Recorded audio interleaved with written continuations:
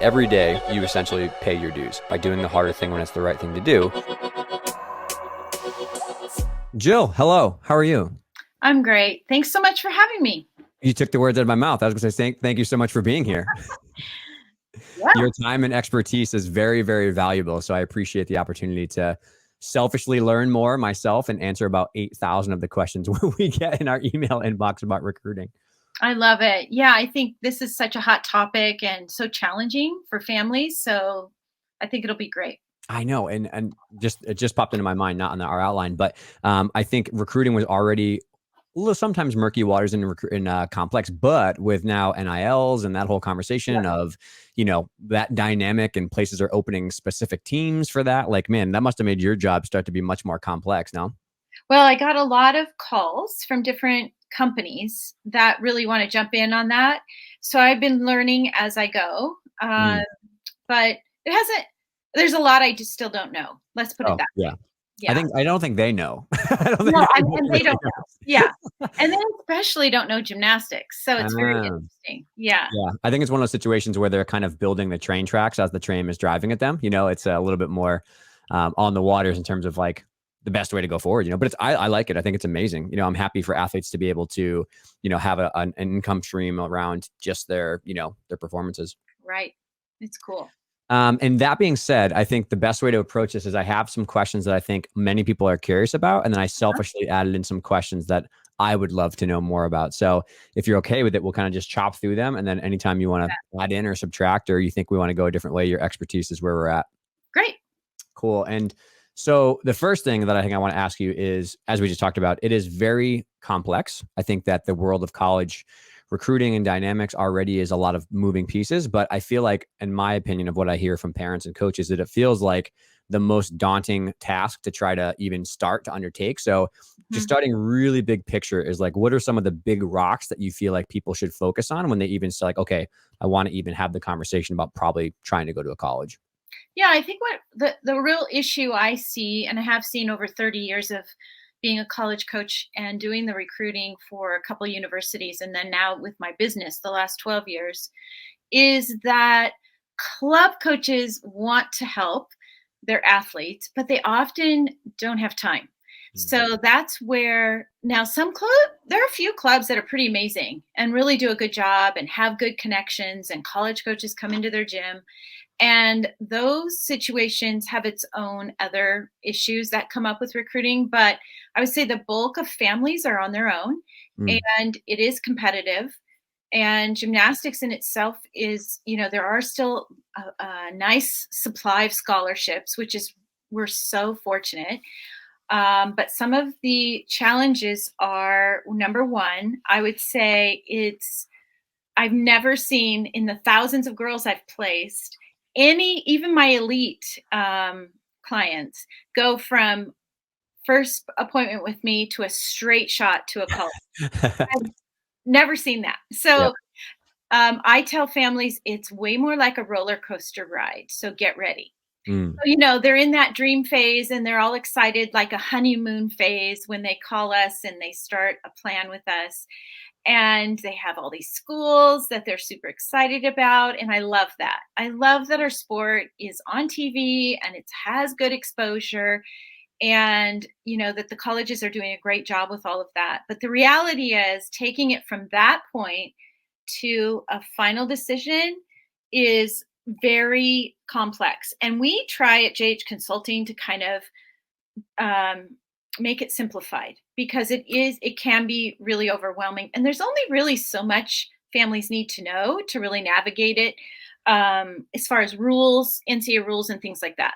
So that's number one, is that it is a roller coaster ride for everybody. And so 10%, the college coaches come after those girls. All the gymnasts out there, for example, 90% are just the everyday athlete who's trying to go from level 9 to level 10 and have a dream of being a college athlete. Those are the bulk of our clients. Those are the bulk of girls going through the recruiting process. That's where we are really savvy, I think, and really giving them a game plan. and not to get overwhelmed and fearful and, all those things. So number one is it's a roller coaster ride. Number two, you have to be realistic. I think that's the biggest problem I see, Yeah. is that they're all excited, and if they see a team on TV or like their leotards or like the location, they want to go for it, and it's just not realistic. Mm. Most of the time, their lists are way above what they're going to be capable of. Okay. So I always say to the parents, remind your athlete they're going to go to college. Reassure them. Tell them you love them unconditionally, no matter if this works out in the end. Everyone has to jump in not knowing what the end result will look like. So if you go into it with pressure on the athlete, it creates lots of fallout. Mm. So I highly recommend that we all get on the same page. We give it our best shot, and chances are it works out. Like, I would say we place over 80% of Mm. our athletes.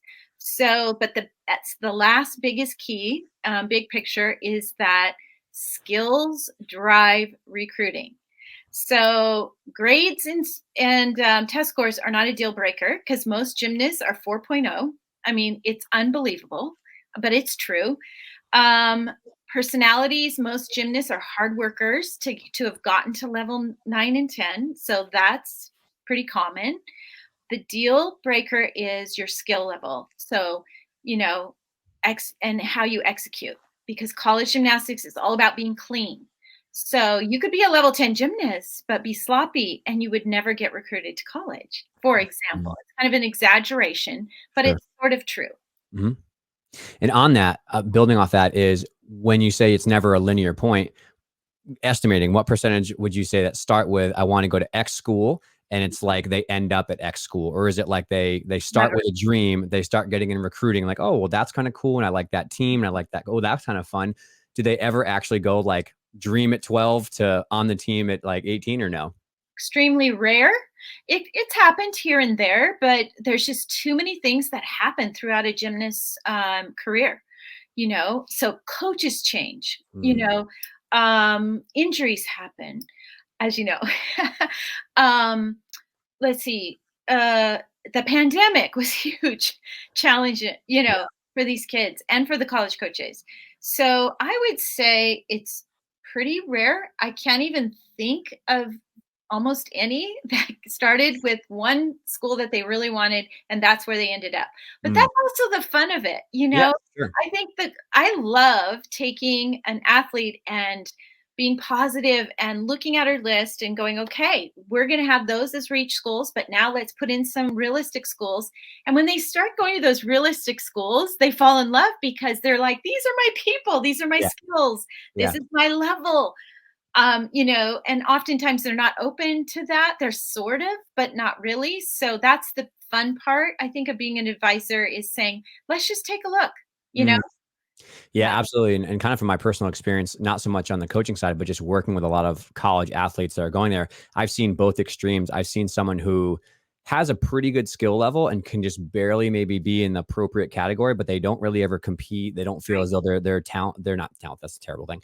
They don't feel as though they're competitive for a lineup, and they get Right. frustrated because they're constantly on the outer ring, versus they Yep. actually transfer a year and they're right in their pocket. Right. Perfect skill level. All their friends are on the same page. I've also seen the other one where one of someone that I'm thinking of now was really, really uber talented, and Mhm. actually decided to go to a school where maybe they were like the superstar, and they didn't really enjoy it because it felt like the weight was always on them to do all of the routines all the time. Yeah. But I can't. That's so important to find, your cohort of skill level or people you really vibe with. I love that. Yeah, I call it their sweet spot. I tell them, Ah, yeah, it's that's going great. to be your sweet spot. And they light up. They're like, finally, Yeah. somebody's telling me right where I need to navigate. And, it's really, really fun at that point. Yeah, and sometimes you're like the perfect puzzle piece that a team needs. You know what I mean? Yeah. That's what I've seen as well. Is like, Mhm. in one spot there's just like 17 really good bar workers, right? But then in this other Right. school that's kind of the same skill level, there's 4 good bar workers, and you really have a great opportunity to contribute, and you found that you have a really good opportunity to help there. Yep.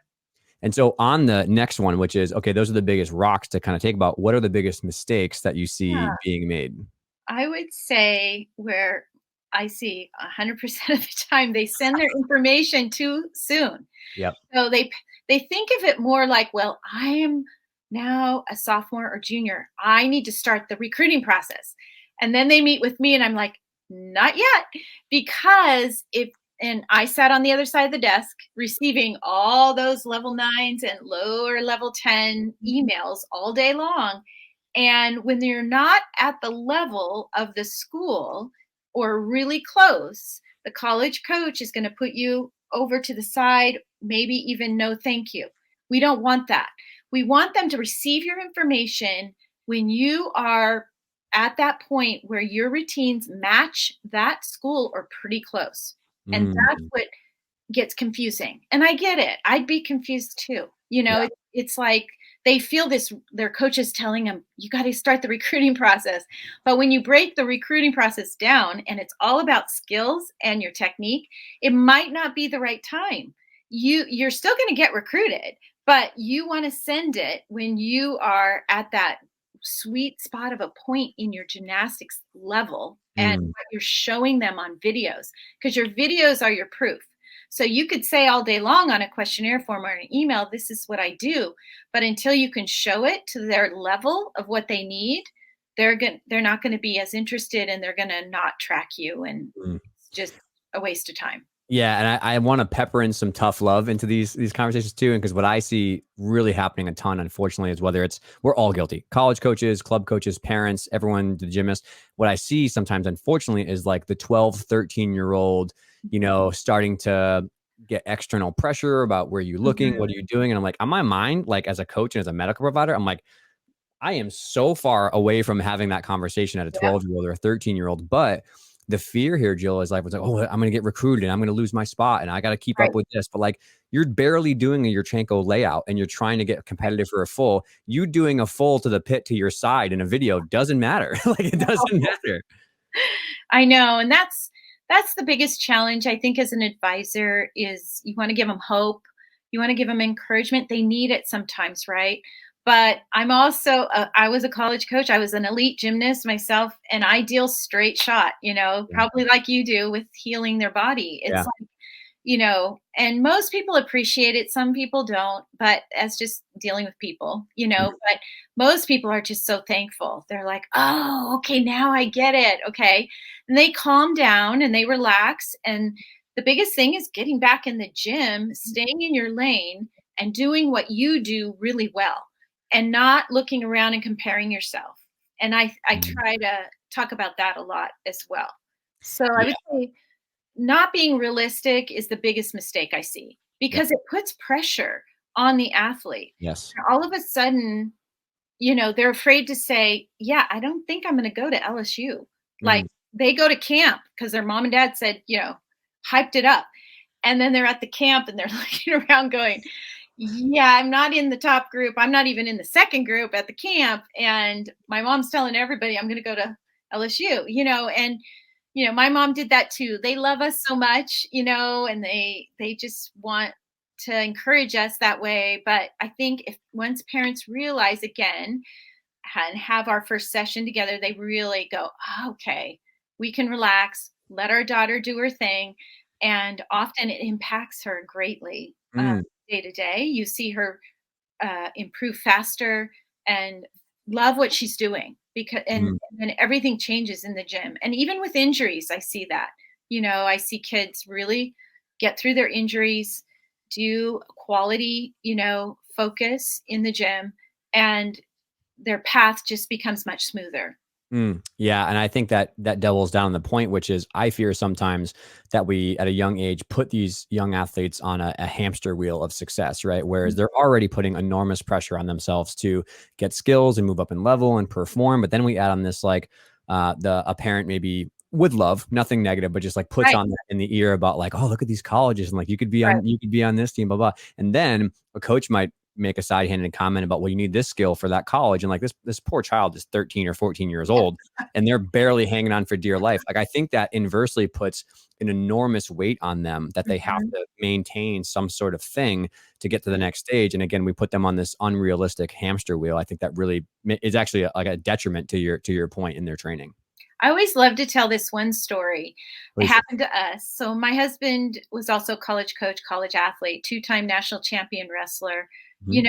and I was, on a full ride at Oregon State Gymnastics. And we always told our own children, you do not have to do what we did. You don't, and they loved athletics, but we constantly tried to remind them of that.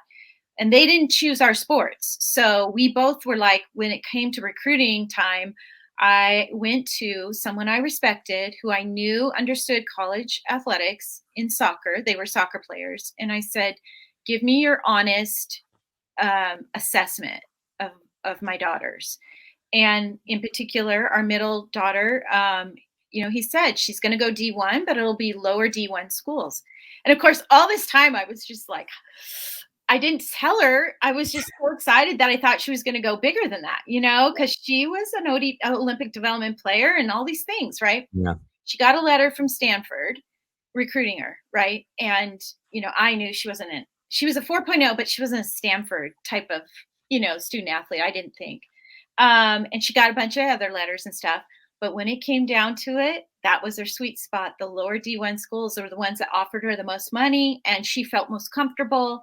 And, I just had to kind of zip my lip, as a parent, and you want to embrace them. You really want to embrace their, as a whole person. We want them to be happy. We want them to enjoy what they're doing and not be so much at a level where they feel they have to do it. And they're not really telling us, I can't do that, or it's affecting them mentally. And I think, I had to go through it. It's not easy as a parent. Yeah, I'm so happy that you shared that, because that was another one of my tough love moments that I was going to share. Is I, as a medical provider, or like we do a lot of strength and conditioning, is I'll sit down with a pretty high level athlete for a evaluation or whatever, and I don't hear much from the daughter or the son. Right. It's just like the parent, she's doing this and she has these skills and this is what she wants to work on. We're going to this camp. I'm like, do you want to ask her what she thinks about this? And I think sometimes that's situations I'm like, is this recruiting conversation about wanting to tell your friends at a dinner table over a glass of wine that your daughter's going to Stanford? Or is this really because your daughter loves that school? That's what I internally, as a non-parent, that's what I worry about. That it's more about the vanity and the Instagram post than it is about the actual metrics. It's so tempting as a parent. And I'm right there. I was there. So I'm not speaking from down at parents. I'm saying, I get it. And I think you're saying this is what I'm seeing too. And, it empowers the athlete when you give them a voice. And your goal might be such and such, but if you're not stepping back and just enhancing them, but instead you're in front of them, they will shut down. It impacts so many things. So it works to pull back, be the support system, I think, as a parent, but pull back and let them lead. And if they're not really leading, then it might not be the path for them. And that's okay, because in the end, you don't want them on a team in college when they're actually deep down, this wasn't really what they wanted, that this wasn't what they really wanted for themselves. So keep all of that in mind. But I would say it actually works for you as a parent, because you'll see them take ownership and responsibility, and they just feel really empowered when you kind of step back and do that. I do love that. Okay, so now that we had a little constructive feedback, so on the positive, like what is the age where you think that it's time to have that conversation? It's time to look at the school list, time to reach out to you. Like, where is that timeline? We like to start by 9th grade, which is really nice. It used to be like 7th and 8th grade. When that rule changed, it was like, wow, this is so helpful. Yeah. So they can't talk to coaches till after their sophomore year, June 15th. So we like to start in 9th grade. Now, we don't start the recruiting process unless they're at the level of those schools they really desire. Then we might start sending information out to get them on college coaches watch lists. Those are your elites, those kids who have been level 10 for a few years, right? But all the other kids, we like to start at 9th grade because we do a lot of research together. We do like 5 months of helping them understand the whole recruiting process. We meet once a month for 30 minutes. And I don't mean to keep saying what we do, but I'm just saying that's what I have found to be really effective. One, these athletes don't have a lot of free time to meet with us. So we meet once a month. They go through a 5-step plan. Each step in the beginning is about research and education. and picking 10 schools to target. Some are reach, some are realistic. So you can imagine it takes time. Then they go and watch these teams on YouTube, and we talk about their skills. What did you see? What would you need to be on that to make their lineup? So it becomes very fun, realistic, and we have found some really practical ways to work with our clients like that. Mm. So then once we get that established, then we help them set up their Instagram if most of them already have that. But oftentimes they're not sure what to post, they're not sure how to comment, so we teach all about the marketing of themselves. And then hopefully they just go and compete, and we talk about the highs and the lows and what's going on, and then when is it time to start emailing, filling out questionnaire forms. That usually comes after that, and we teach them how to go on visits, how to do their phone calls, Zoom sessions, and just really build their confidence, so that they can really represent themselves to these college coaches. So it takes a lot of time.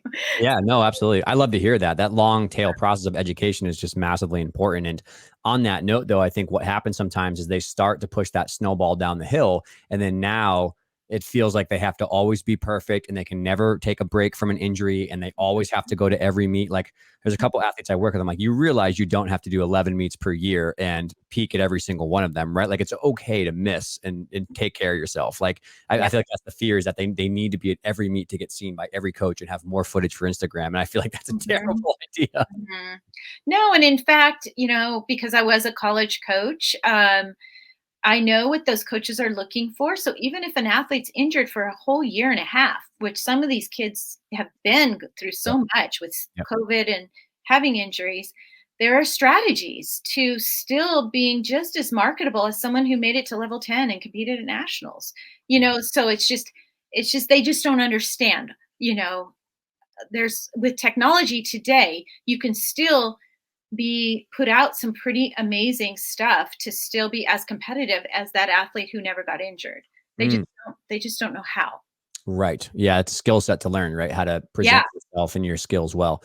And wrapped up in this conversation, I think is always, like you said, there's probably 10% of the class or whatever that is like hitting their strides, going super well. The stars are aligning. They know exactly where they're going. It's awesome. I think that leaves the 90% looking up and being like, oh, God dang it. Why not me or why not this? And a lot of times on the injuries, I have a lot of athletes who will get sophomore year, they're crushing it. And then unfortunately, like something big happens, like an ACL tear, or they tear their, they break their back or something. And I'm working like, this is gonna be like a 9-month process. And they feel as though like, well, all the spots are going to dry up and I'm not going to get to go anywhere. And that's a terrible feeling they have that they're missing out because they're injured. Can you maybe share some hero stories of someone who, didn't think they were going to find their spot and then junior year, early senior year did end up finding something great?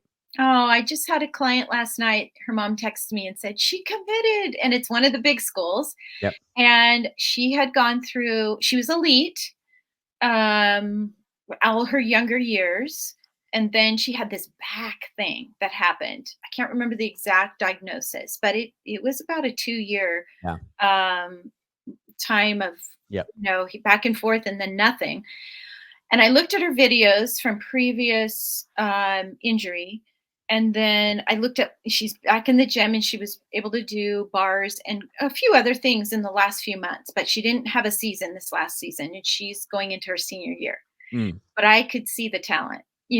I just made a post the other day that said, do you realize, recruits, that the coaches could look at 2 skills, well, really 3, and decide if they want you.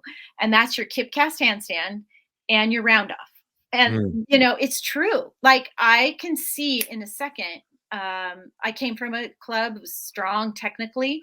And a lot of the coaches from the bigger programs are like that, where they can look at a kid and see her body position, her strength, her flexibility on just those 3 skills. So I try to share that, with somebody like this girl, and I could see it, and so I told her, here's some schools that I know still have or that have opportunities that are on your, they were on her dream list. Right. And so was able to make some connections, and she did her part that I wanted her to. And anyway, they hired me late May and here we are. She just commit. She hasn't announced it yet, so I can't say what. Anyways. But not all kids can do that. Like, Mhm. if you're an average or a struggling level 9 trying to be a level 10, and then that big injury happens, like a back injury or an ACL or Achilles, um, that's a little bit tougher road, but we just have to get creative. You never want to sacrifice your academics. So with whatever direction we're going to go, I always try to keep that at the top. But some of these girls don't realize that there are some pretty cool schools out there that they might not even realize exist that are still recruiting into the senior year. Mm. And there's all these creative ways. You can walk on to a top team if you're really strong on a couple events because of an injury. You're never going to do vault again. You're never going to do tumbling, but you might be amazing on bars, Yeah. right? Or so we could go that way. We could look at lower ranked schools. We can look at, for example, Ithaca's amazing, and they have a partnership with Cornell. So you get to take classes at Cornell. So a lot of families that want Ivy, but those are done, you can go that direction. It may not work for everybody, but we try to be creative, and there's a lot of different ways to still get recruited even with injuries. Yeah. And to piggyback on this important concept is, I'm very lucky to be friends with a lot of college coaches and do a lot of Mm, the consulting work. And two things they tell me all the time from a medical point of view. One is they'd rather see you fully heal and get back yes. to 100% of you than start like, let's try this meet, let's try this. And then you're 75% because you're nervous, so you have a little bit of a Mhm. tweak or something like that. So it's funny because the fear from the gymnast side is that the coaches are going to think they're lazy, and the coaches just want them to be healthy and come to them on their doorstep as the best possible version they can health wise, because the majority of big injuries, there's a huge stat, I forget the number, I think it's like 70% of incoming freshmen have one major injury they're still nursing when they come into Mhm. college. So that's the first thing, is coaches want you to be as healthy as possible and they want you to be kind of showing your best stuff. And two is they've also told me that when they go recruit, as you're saying, is like they don't look for like, oh my God, who's doing a double full and just like chucking it to the moon. They watch round offs, they watch Mhm. handstands, they watch Mhm. basic shaping. And like, Mhm. because a lot of these coaches are either former elites themselves or high level, or they coached in club and are now there. And they know what a great handstand looks like. They know what a great round off entry looks like. And they'd rather take someone who has lots of amazing basics that are raw materials to tweak and fine tune or teach new skills than someone who's got these monstrous skills that are really technically not great. And you have to go back and undo all these bad habits, then fix it if you want to get another half or a 1.5 10. Like, I think a lot of coaches are like, I'd rather take the super hardworking, technically beautiful person with a pretty good skill set that matches us than like this superstar that's just unfortunately really sloppy. Exactly. You hit it on the head. I love Great. And I it. think they pair together because I always tell people in their injured phase, like, well, you can't use your leg, but you got a lot of arms and handstands we can work on. Like, this is a great opportunity to nail in all these things. Fun story. Mhm. Back to our friend Dave Durrani. He got recruited to Stanford, and the first day accidentally tore his ACL. And Mhm. so he was like, coach is like, well, your handstand sucks, and we're gonna fix that now. And he's like, what? My handstand's not bad. But he fixed all his ring strength, all his handstands, and he made the Olympic team as an alternate for Oh, rings. So proof is in the pudding, right? He wouldn't have been anywhere near that if not. So, anywho's, on the college coaches, I think we are talking a lot about parents and coaches and maybe giving them some constructive criticism. I know full well that there is some constructive criticism that maybe has happened from the coaching side in terms of gray areas of recruiting. I'll just call them publicly what they are, and also some just not bending the rules, but I don't know what the word is. Just things that probably are a little bit too murky waters. So, from your experience, what things, if a lot of college coaches listen to this podcast. So, what advice or feedback would you have for them in terms of the recruiting process? honestly, the one thing that jumped out to me was don't be afraid to be completely honest with the athlete. Mm, So, it's better to have a door close for these girls so they can move on, even though it's hard for their heart. Rejection is never easy for any of us, yeah. but the faster that door closes. So sometimes I'll see the girls will say, "Oh, this coach emailed me back," and they see it as, that means really, I'm really in. amazing I'm thing. in. Yeah. So I try to teach them, okay, there's personal emails, there's bulk emails, and you're just kind of on their backup, hang in there, keep sending us stuff email. So there's layers, right? And I always appreciate when coaches say, unfortunately, blah, blah, blah, Yeah. we're done recruiting, or, um, at this point, you're not going to, you won't be considered, unfortunately, or whatever it is. And the girls don't like it, but it's faster for them to get to the right school when Yeah. they hear that than hanging on to these schools because maybe coaches are afraid Yeah. to be honest. So Yeah. that would be one thing. Yeah, I don't know why this might be a terrible like comparison, but you're talking about rejection. Like my dad, when I was like dating when I was younger, he was like, "Dave, it's always good to be slapped by a truth than hugged by a lie." I Yes, was like, that's pretty true. I'd rather I have like. somebody, yeah, I'd rather have like a recruiting situation where somebody rips the band-aid off quick and tells me, early on, like, "Hey, this is just not a good fit," and like I can then process it and move on forward versus somebody being like, "No, keep sending, no, keep Right. trying, no, keep sending." All Yeah. right, let's be honest here. Mhm. Or let's say they are on the fence with one athlete, maybe give them, I mean, coaches try not to be too coachy in recruiting, I can tell, which I think is really smart. But occasionally they'll give them a little tip here or there about something, whatever Yeah. it might be. And the girls who are really teachable really do apply that. So sometimes that can be kind of nice too. Yeah.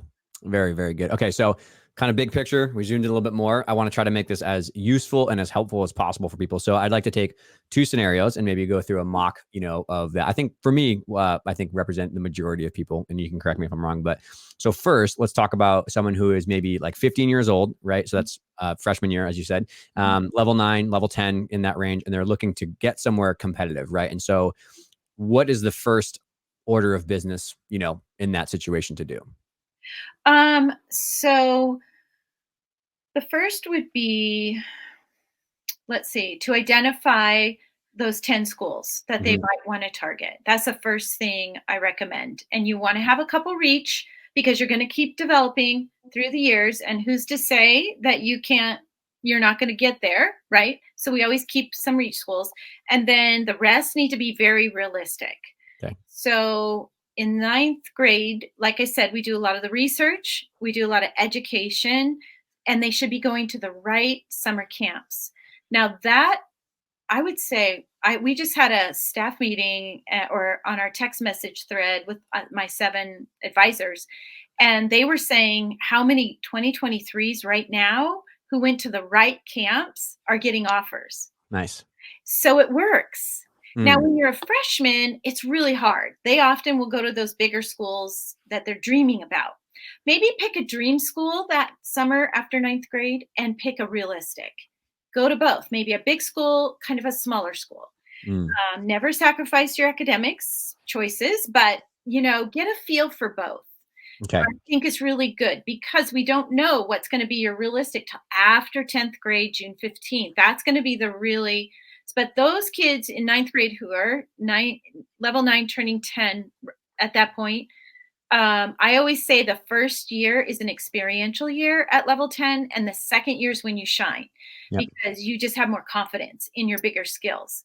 So if you're still trying to get those skills, don't go to just reach schools because they're more fun. Try to go to a couple summer camps that are really going to give you a realistic view of the differences so you Okay. can evaluate that. Most families don't have that on their mind. And then all of a sudden they hire us in like 10th grade and we don't even have a summer camp to attend because it's too late now. Mm. So we have to go to a fall clinic or a winter camp, which we used to have, and those were great. But that experience is Okay. what you want these kids to get on college campuses. Even if they don't have gymnastics, go drive through a campus and Mm. help your kids see big school, small school, how far is it from home? All those things in those years are really formative. Cool. And so, yeah, education is through, you said YouTube, camps, watching meets, trying to gauge that skill level, and then Yeah. just visiting colleges, seeing if you like the vibe, all that kind of stuff. Cool. Okay. So, summer goes through, they go to their camps, they have their 10 schools, they're kind of feeling comfortable with their skill level. What is the next step in like sophomore year going into that season of what to do? Yeah, you got to really do a good job of marketing yourself. So, Instagram and YouTube, I would say Instagram is probably the number one Yep. place that college coaches are going. They often like YouTube because it's just a bigger picture on their laptop. But when they're just feeding through, just like all of us, Instagram's the fast way to see a full picture of an athlete. So you Mhm. want to be sure that you've got the right items on your, for example, Instagram. Yep. So who do you follow? Who's writing comments about you? Are you in a bikini all the time? I can tell you it's just inundated. Kids are so confused about, trying to be popular and be followed and all those things. There's so much pressure. So I recommend having just a gymnastics Instagram. Don't put your personal stuff on there. However, you can have a personal one, but let me tell you, college coaches get on those too and look almost there as much to see who are you really and what are you trying to portray and how are you coming across. Wherever you are out there, they're going to find out. Okay. So you have to be very mindful that it's a business. Your Instagram for gymnastics is a business statement to these college coaches. It's not for your friends. It's not for your grandparents. It's strictly to market yourself to these college coaches. So, we have ways that we help the girls understand this. If they're going through an injury, what should they be saying? What should they be saying after a meet? What kind of things should they put on there? They need to have a headshot, for example. A lot of girls, it's just their videos and coaches don't even know what they look like. And they come to camp and they have no idea what their face looks like. Yeah. So, I'm really getting the word out on that. The college coaches have told me that. Things like that, but just really putting clean gymnastics. Like you said, throwing things into the pit, landing on your side is actually a really weak video because one, it tells us a little bit about the gym and what they're allowed to do. And two, it's kind of dangerous. And three, they don't understand technique. They don't understand, the quality of learning the task, the skill through segments. Yep. And so coaches can see all of that right away. So, but also they want to get to know you, as a person. So how you comment is huge, and are you building up your teammates? Are you posting pictures about them too? And let's say you're injured. Did you just stop everything? Or did you continue to show them your conditioning and your attitude and what you're telling yourself to stay positive? What books are you reading? What are you doing to be inspired? There's so much kids can do. I feel bad for them because they have so many hours in the gym, and they're all amazing students taking AP courses and academics are really important. And then they meet with me and I'm like, and you have to do all this other stuff, so I try not to overload them and they're actually pretty good at it most of the time, but marketing themselves and then they would start their emails when they're at the level of the school that they desire. Okay. So then emails become really important. They can't be long. They don't want to know about your dog and your cat. All that, they want to get to know you. Yeah. But the statistics show people don't even like reading emails anymore. Yeah. So we have to be creative in our subject line. We have to put in the email what we know the college coaches need or want to hear, not what you want to tell them. So you kind of have to switch it up and look through the lens of a coach. So if you don't know all that, then a lot of those emails just get, brushed off. Yeah. And I think I really want to go back to the important point you made, which is your behavior on social media is crucial. Like, I think that kids think they have like the secret private account or only on Visco and nobody sees it in the Anon TikTok that they know they can find it all. Like there's ways to find it all. Like you're not tricking anybody. Like if you have your public facing account, but then this side account where you're doing some mischievous stuff or you're being, slanderous, or you're like making gossip comments, like people see that, man. People really see that. And so I think that's the minority, right? And very few gymnasts are really like in that category. But I do want to selfishly ask one of my questions is, so with injuries and with someone who does have an injury and they're in a recruitment sophomore year or summer, whatever, say somebody does tear their Achilles or gets a back stress fracture or, dislocates their shoulder and has surgery. Is it advisable? Do you tell the coaches right away? Do you keep that on the back burner? Is it a matter if you're not directly in a recruitment stuff versus not? Like, what is because people ask me, they're like, Dave, what should I do? Should I tell X coach that I just tore my ACL and I have to have surgery? Or do I just keep it hush hush for another year? Yeah. My heart just goes out to kids who go through that. It's horrific. It's just so hard. So I say, get through that surgery. If you're going to have surgery, get through the grieving period of time and maybe have the surgery, come out, recover. And then I have a list of 11 things that I have my JH girls do when they're injured. I mean, I think the first thing they think of is to shut down, and I mean, we all would, right? So once you get through the grieving process and now you're in a better place, you want to be honest. The college coaches, there's nothing worse than finding out about any kind of physical stuff that they need to know to make a good decision about you. So when they don't know what happened to you, and for example, you know, um, they get confused because they only have less than 2 minutes to find you, to look at you, and then okay, there's no video. Okay, they'll move on, right? But if they can read really quick, once you're recovered and you're back doing some kind of PT, and you can do a great positive post, get it out there. Get Mm. it. I mean, you're going to have to tell them anyway, right? Yeah. So, like, what you gain from that is way more than what you will lose from it. Yeah. So what you're gaining from that is an opportunity to show the coach, because like you said earlier, 70 some percent of freshmen who arrive have had a major injury.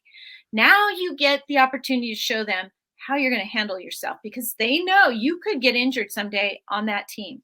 They have amazing doctors, trainers, all the things. So they're not scared about an injury. So we are scared as a recruit because we think it's going to put us, and it can Mhm. impact, yeah, coaches have to look at the whole picture and your comeback and all of that. But what you can show them is how strong you are as a person, Yeah. committed you are, and passionate about this sport.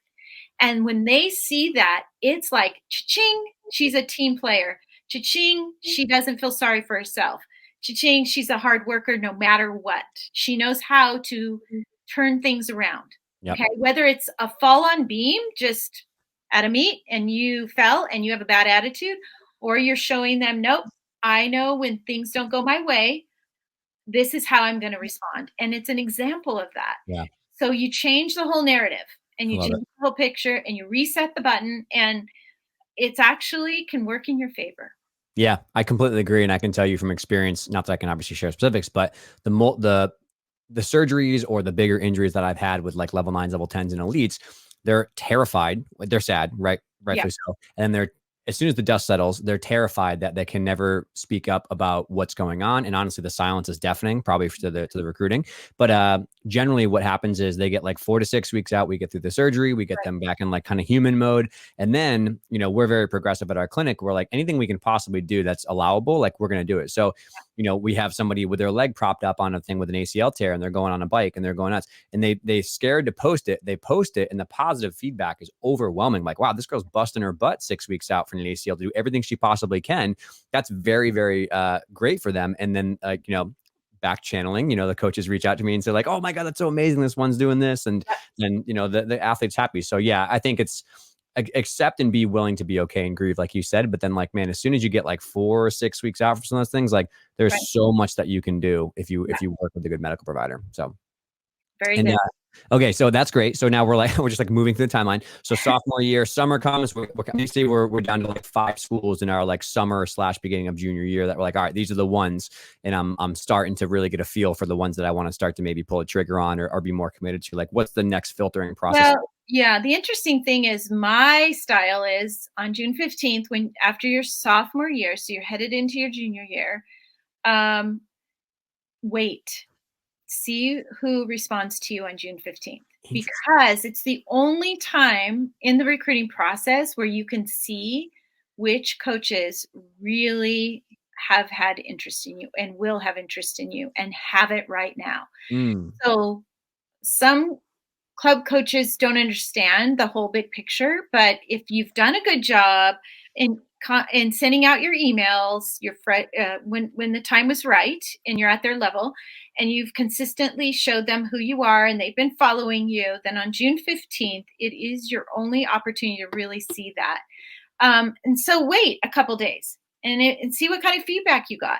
Then you do exactly whatever they're asking and you do it right away. So if they call you that day, you call them back. If they don't answer, leave a voicemail.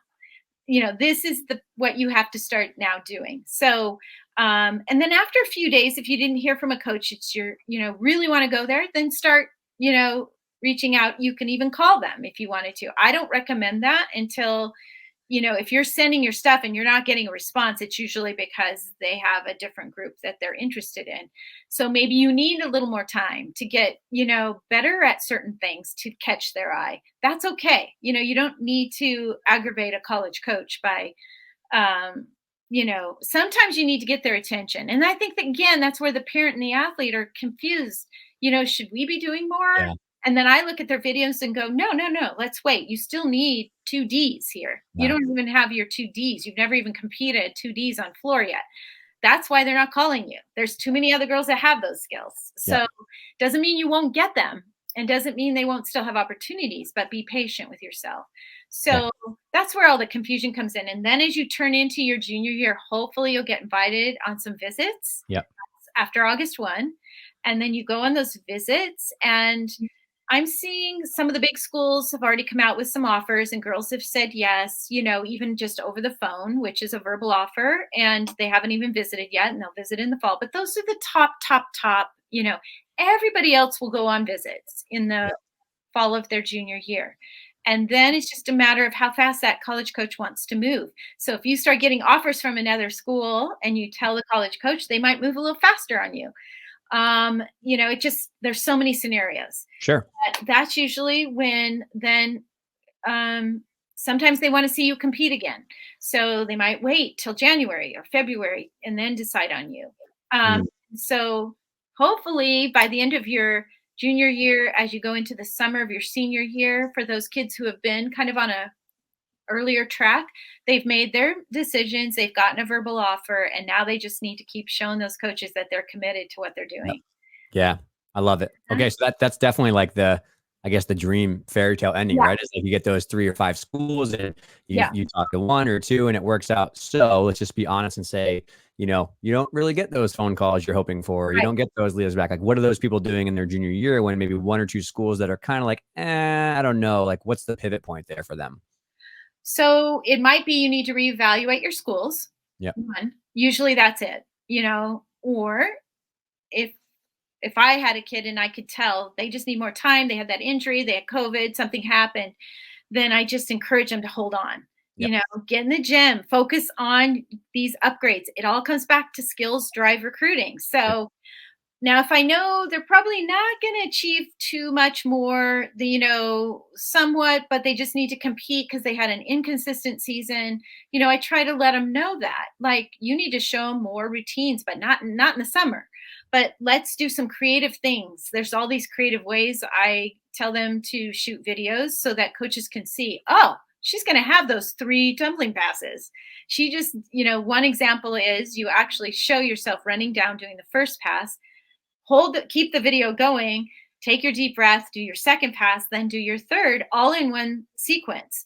That's a great video. If you were behind on floor, for example, but you're not going to get to full routines till November, but you could do it in the summer and still please your coach and not put yourself at risk injury-wise. There's creative ways. It just depends on your scenario.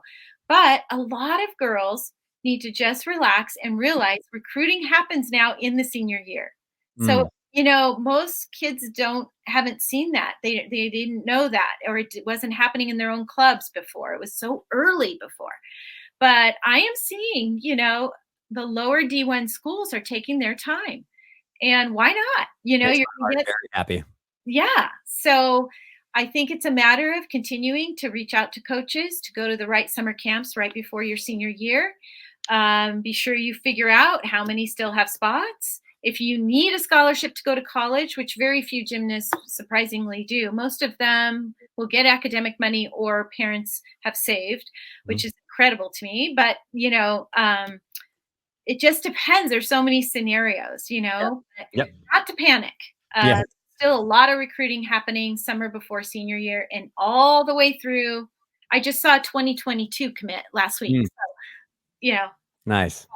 Great. Yeah. So that's fantastic. And before we move on to the other scenario, which is, okay, so locked in, got it, I'm going here. Like I see sometimes like senioritis comes in gymnastics time. I was like January real long, like, all right, wrap it up to the summer. Just wait till August. It gets real awkward real fast. So what does that person do who is committed, knows where they're going, and kind of has 6 months until August goes? Like, what are your cautionary pieces of advice for those athletes? Yeah, I mean, I think it's an honest discussion to say, oh, I can I can breathe, right? Yeah, sure. But that's when you got to turn it on. I mean, you Yeah. don't have to do amazingly bigger skills. You've got what they wanted, right? But boy, you better stay fit. You stay better stay focused on your nutrition, and you better continue to consistently show the skills that they recruited you at, and improving. You know, I mean, these scholarships, if you're offered one, can be you don't sign anything till your senior year. So as you've seen, they can move around and be removed. So you still have to continue, you know, the focus. The focus needs to be there. But I get it. If you feel like you need a break, your body needs a break, there's different things, but don't break so much that Mm. you're putting everything at risk. Yeah, and to that point, I think before we move on is I think a lot of college coaches like recruiting is important. They want to get people to the school, but it's the starting line when you get there. You know what I mean? Like the Oh, competitive nature of competitive within your team for a healthy reason of improving the caliber of the entire team and lineups and all that kind of stuff. Like they want to see someone who's continuously hungry, not because they're trying to make an Instagram post or a TikTok go viral, because they generally want to be the best version of themselves and execute their skills for the team. And they're now looking, okay, this person is in my 15 to 20 person group. How are we going to filter through and find someone who's going to hit for their events on that day and be competitive and be a good teammate? So like, yes, you've made it, take your moment, be happy, but also like the clock starts over because now you have to kind of get in your goal of being competitive and maintaining your spot. You know what I mean? and that's where passion comes in. And I think you'll hear college coaches say that all the time. They're looking for, even in that sophomore year when they're allowed to start really talking after sophomore year, June 15th, they're trying to, on those Zoom calls and phone calls and visits, they're trying to find out who's really here because they want to do college gymnastics, Yep. who's really in the recruiting process still, because a lot of level 10s are tired, burned out, Yep. and they're doing it for the wrong reason. They're doing I hear this all the time. Well, I say, well, why do you want to be a college gymnast? That's one of our questions on our questionnaire in our get to know you session. And most of the time, which I would too, they say, well, I've been doing this since I was 2. And I'm like, I know what they mean, Yeah. but that's not a great answer, because Yeah.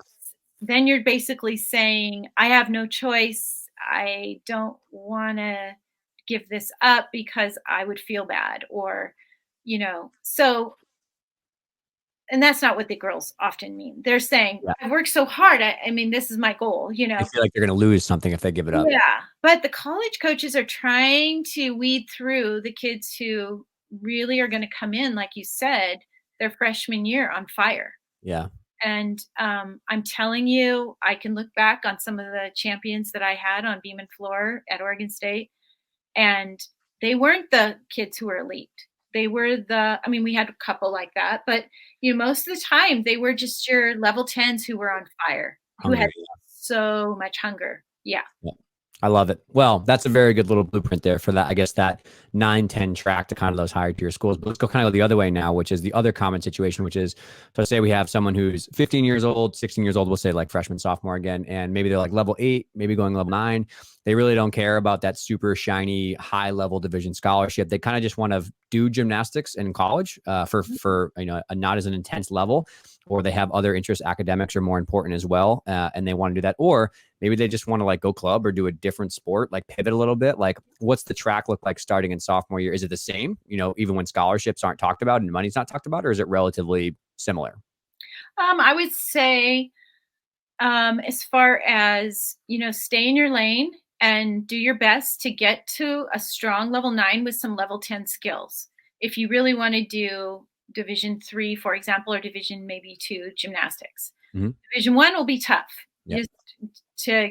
You've got to have level 10 skills. But I've had a lot of level 9s like that who really never got to level 10 for one reason or another, but they had a couple events that were at 10.0 start value for level 10 for college. So it can happen. And the other beautiful sport is acrobatics and tumbling now. There's 41 schools. They have scholarships. There's Division 1, 2, and 3. They are emerging with more colleges as we speak. Like every few months, they come out with an announcement. Now, there's pros and cons for a gymnast to move in that direction.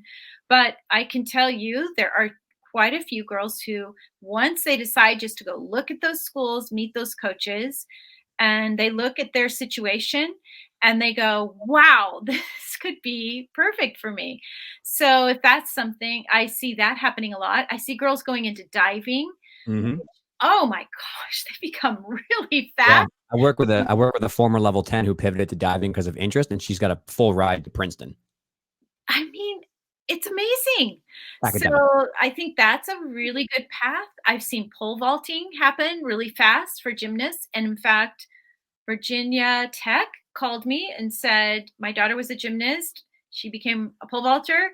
If you have any girls, I have scholarships, so it's out there. You just have to know who to talk to and be creative. And if you still have a hunger to do athletics, it's not the end of the road. I have another one who's a level 9, and she wants to be a manager of an Ivy League. She wants to go Ivy. She can get in.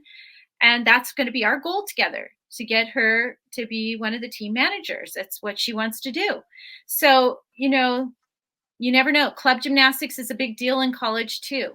So you might want to check out that website. It's NAIGC, I think, or you just Thanks. club gymnastics in college and it'll all come up. There's like 200 schools. So that's a nice Yeah. option. Yeah. And I think the really important, honest take to pull out here is, there is nothing wrong with Division 2, Division 3, Yep. not doing gymnastics, doing another sport. Right. I think the problem here is twofold. One is sometimes as a culture, we're still guilty of a stigma that if it's not level 10 Division 1 full ride, then you're not good enough, quote unquote, or something, like you should feel bad about that, which is trash in my mind. Right. And two is that the person themselves, there's no external pressure at all. The parents are like, do whatever you want. Like, we love you. Like, do whatever. College coaches are like, cool, like whatever makes you happy. But internally, they eat themselves up inside, like with voices negative in their head. They're like, oh my God, I'm not good enough. Something's wrong with me. I'm a terrible gymnast, blah, blah, blah. And it's like an internal corrosive toxic thing they have, that if it's not a Division 1 scholarship to X school, then they're not good enough. And then, Division 2 or Division 3 or not doing gymnastics is like,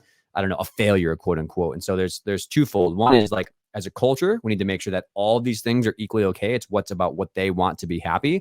And two is internally for the gymnast. If you're listening to this, like, it's okay to do D3 or not do gymnastics. I did Division 3 gymnastics because I definitely did not have the caliber for Division 1, and it was the best thing that ever happened to me because I was in a group of people who I found like a good pocket with, and it had a great physical therapy school, and that worked out okay for me. So here we are. Wow. I love that. And I have girls doing D3 that have Arabian double front, Emma, and a beautiful, girls who have beautiful Yurchenko layout fulls now. Yep. So yeah, I mean, go take a look. Oh, I have another girl from Simone's gym who just went to lacrosse, I think, on a visit. And she was just grinning when she got on the video with me the other day on FaceTime. She was just like, I loved it. Yeah. And, she was only going to look at D1 for a while there. So I think I love what you just said. Yeah. It's all about internal self-esteem and their own confidence, right? Like, the gymnast needs to understand, I'm doing what I want to do in gymnastics or not in gymnastics because I genuinely love it and it makes me happy. Not because my coach wants me to do this, not because my mom wants to talk about it over wine, not because I'm scared of Instagram, TikTok reels. It's genuinely what I love to do. And I think that's kind of the take-home message. Perfect.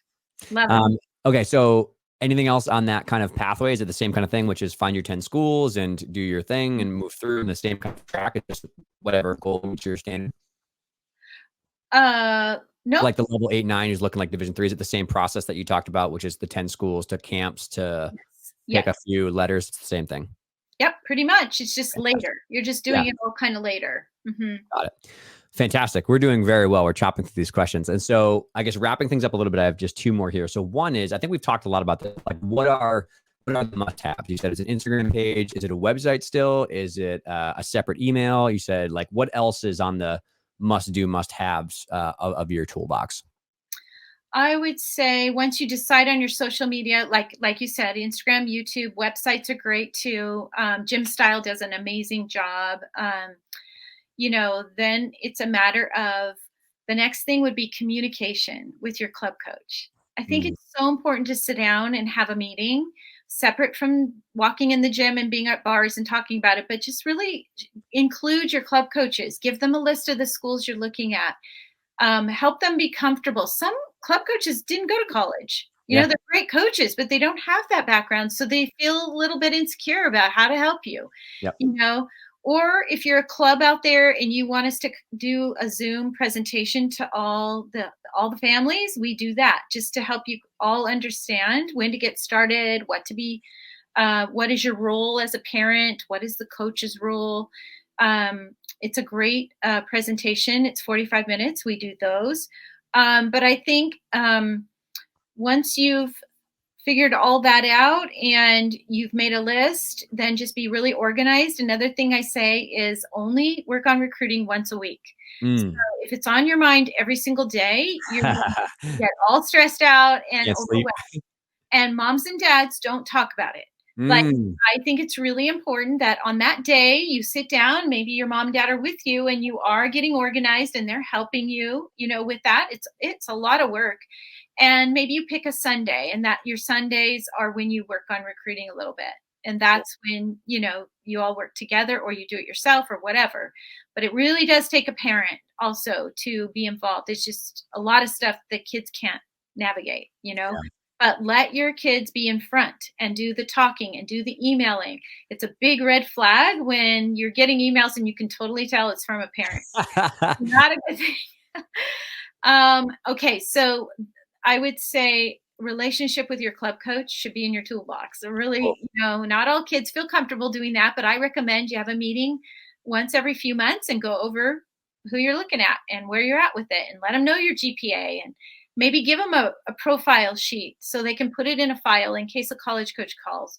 Yeah. But really get them in your corner. I think that's really important. Yeah, I absolutely love that. It's fantastic. Okay. So last one I saved intentionally because it's another sensitive subject, constructive criticism. I definitely see times when goals change, 15 years old, college, love it, whatever.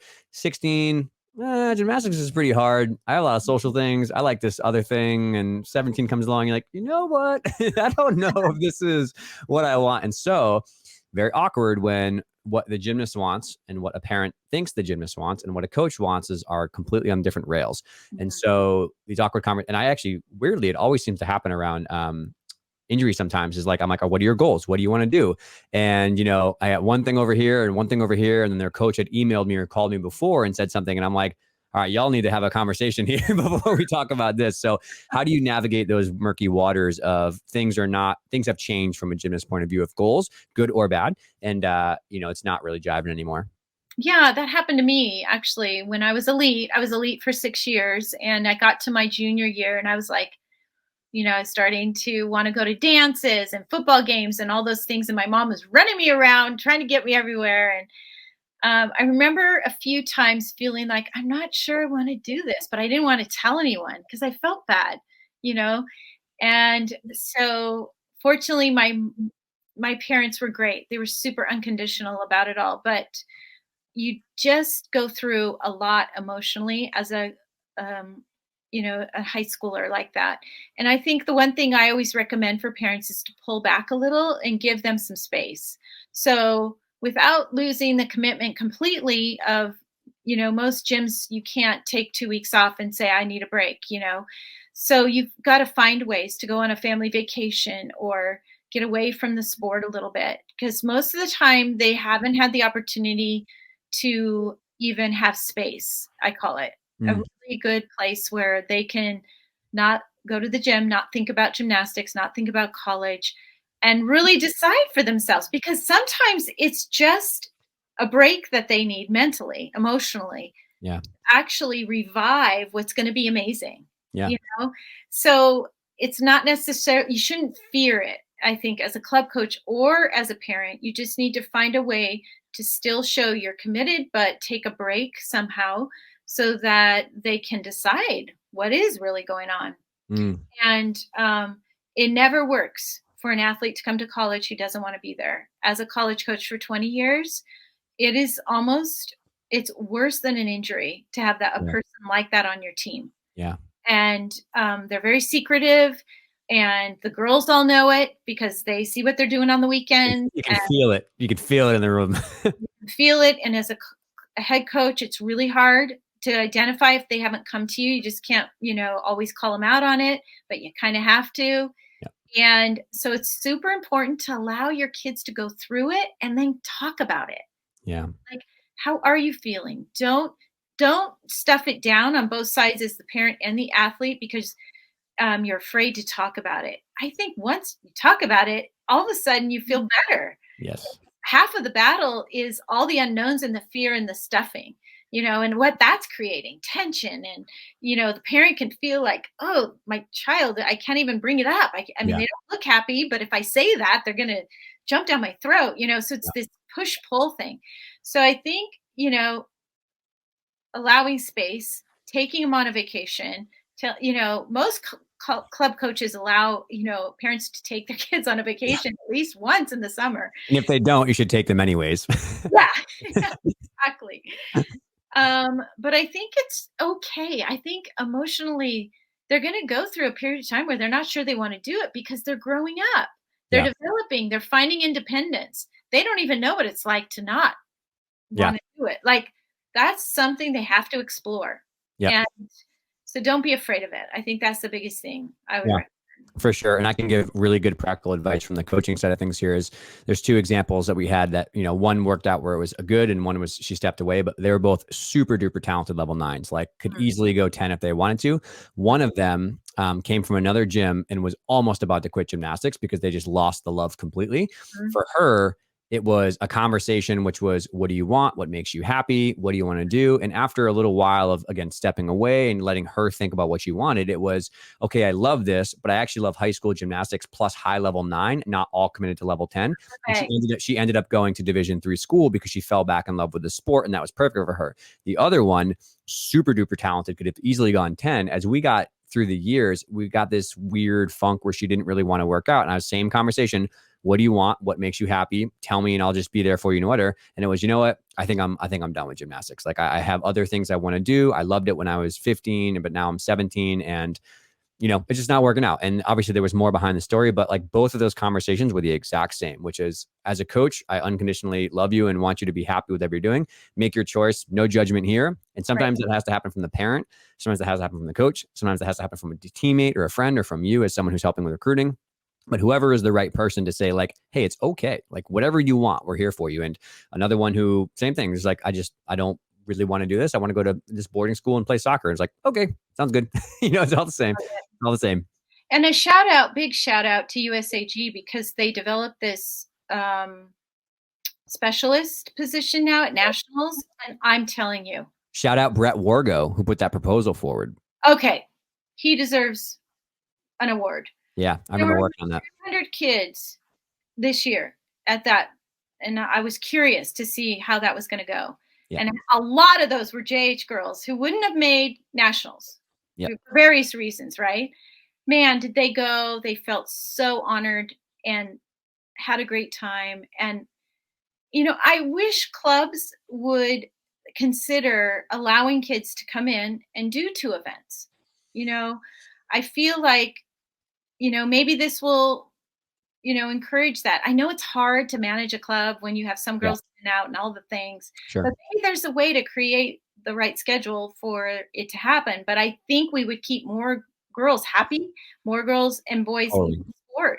So I don't know. I'm excited about that. You completely took the words out of my mouth too. And I can say 2 things. One is, again, it comes back to the cultural kind of like, I don't even know the word, the vibe, the tone, the shade, that if you're not doing all around and you're crushing it on all 4 events, then somehow you're not good enough or you're not like worth the coach's time. Like, I'm not even going to go on that soapbox. But like, if you build a place where like, 3 events is fine, 2 events is fine, specialist is fine. And now we have, thankfully, a system that can support that. That's phenomenal to keep more kids in the sport. But 2, with injuries, man, like I'm telling you, I have so many kids that just, it's a high risk sport and things happen, right? And if you tear your Achilles when you're 17, I'm going to tell you, it's going to be really hard to get back to double layouts and full ins. And so if you're terrified to tear your other Achilles or hurt that Achilles again, just be a 3 event specialist and dominate 3 events and say, I'm never looking at floor ever again besides to cheer and dance on the sidelines. That's totally okay. And 2 years ago, we didn't have the opportunity for me as a medical provider. I'm like, listen, I love you to death, but you're not going to bend backwards. Like your back just is not going to take that for 4 more years. And we're gonna have to do a round off double full. And you can not do vault, and you can change your beam series to a tuck, whatever. It's going to be okay. We're going to make it. There's a lot of code skills we can use. But for some of those athletes, the only way they stay in the sport is if we modify their skills or don't do an event. The only way. That's a great point. Love it. Well, that's a great place to end on then. Is there anything else that we didn't get to that you want to share that you think is important? And then obviously tell people where they can find you and all things Jill Hicks. No, I think the bottom line is I'm a real proponent of kids' mental health and well-being and being happy. I mean, I'm super competitive and You can be both.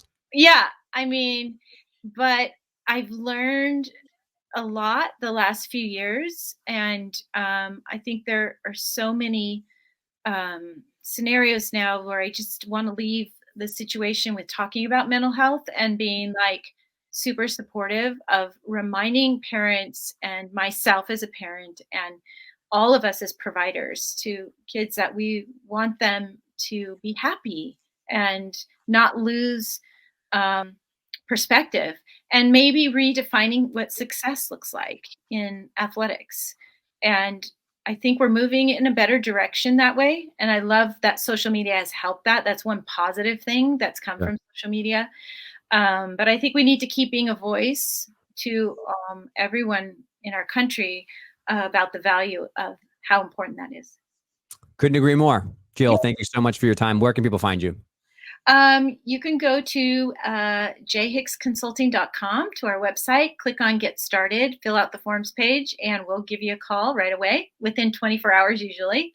Or I'm on Instagram, jhicksconsulting.com. I do a Facebook Live every Wednesday at noon. I've been doing it for I don't know how many years. Nice. And I do have a podcast too. And that's just really short little bites of information. And that's College Recruiting with Jill Hicks. You got it. Perfect. We'll make sure to link up all those things so people can find them in the show notes. Thanks for having me. Yeah. All right. Have a wonderful day. Not to timestamp it, but happy 4th of July weekend. Yeah. Oh. Take care.